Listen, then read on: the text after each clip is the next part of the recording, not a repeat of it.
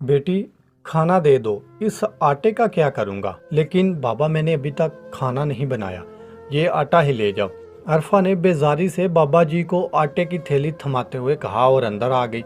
वो फकीर कुछ कहना चाहता था, लेकिन अरफा ने एक ना सुनी और दरवाज़ा बंद करके अंदर लान में बैठ गई, जो दाखिली दरवाजे के दाहिनी तरफ था।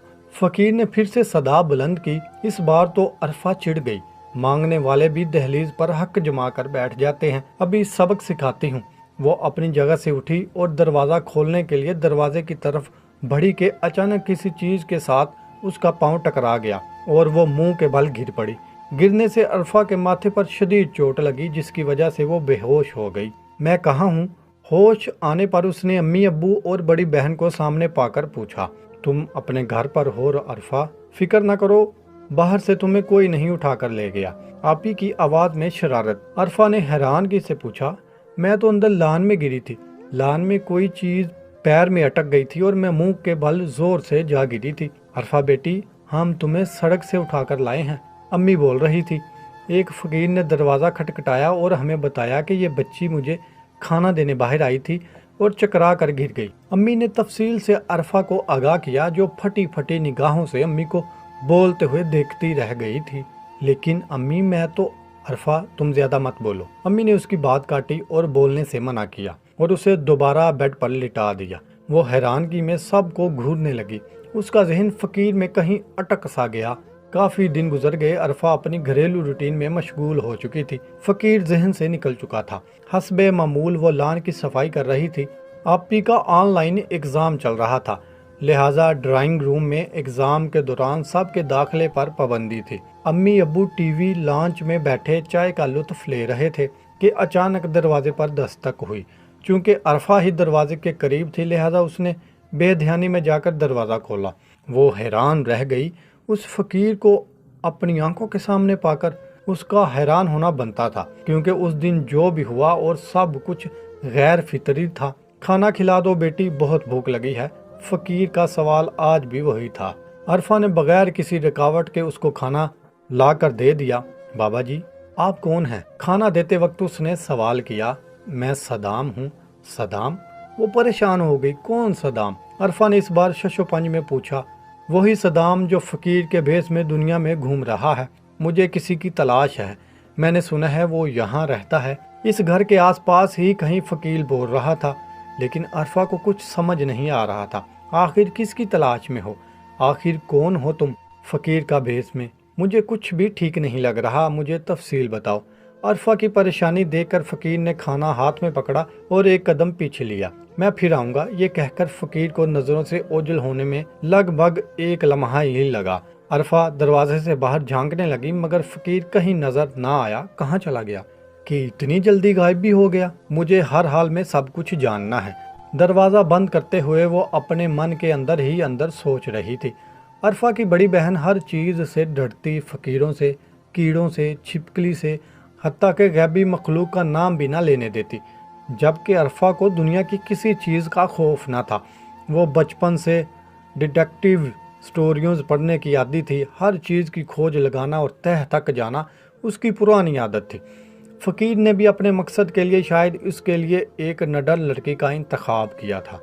अक्सर देर रात तक जागती थी। घर की छत पर टहलना और हर बात का कोई ना कोई निचोड़ निकालना उसका मशगला था। इस बार जो केस उसकी अदालत में आया था, ऐसा केस पहले कभी नहीं आया था।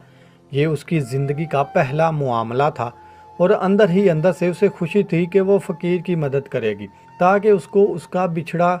छत पे ठंडी ठंडी हवा उसे सुकून दे रही थी, लेकिन उसका दिमाग फ़कीर में अटका हुआ था। वो किसको ढूंढ रहा था? मैं उसकी हेल्प ज़रूर करूँगी। कल फिर आने का वादा करके गया है।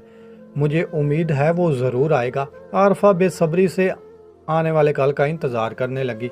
हस्बे ममूल फ़कीर ने दरवाजे पर सदा लगाई। वो बेसब्री के आलम में फ़कीर का इंतज़ार कर रही थी।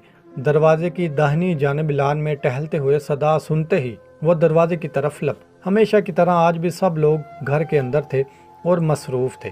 बाबा जी, खाना लाऊं? अरफा ने फ़कीर को देखते ही खाने की ऑफ़र की।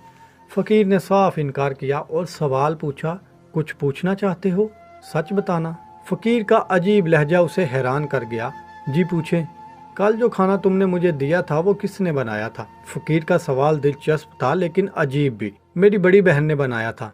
अरफा ने भी जो सच्चाई थी वो बयान की। नहीं लड़की, फकीर का लहजा कदरे सख्त हो गया। वो खाना उसने बनाया था जिसकी तलाश में मैं हूँ। वहाँ अरफा के मुंह से निकला, लेकिन वो तो मेरी आपी ने बनाया था। वो तिल मिला सी गई। आप पहेलियां क्यों बुझवा रहे हैं? जो कहना चाहते हो साफ कहें। अरफा ने भी इस बार लहजा सख्त किया। फकीर दरवाजे के अंदर दाखिल हो चुका था। अरफा उससे 2 कदम दूर खड़ी थी। तुम्हारी बहन को 1 साल पहले तेज बुखार हुआ था? फकीर ने सवालिया अंदाज में पूछा। जी जी हुआ था। अरफा ने इस बात की तस्दीक की। तब तुम्हारी बहन का इंतकाल हो गया था। अब फकीर ने ना सिर्फ अजीबोगरीब बल्कि नामुमकिन सी बात कह डाली। अब की बार आप गलत हैं बाबा जी। अम्मी अब्बू ने उसे अस्पताल में दाखिल करवाया। वो कई दिन वहाँ ज़ेरे इलाज रही। फिर एक दिन वो बिल्कुल ठीक हो गई तो हम उसे घर वापस ले आए।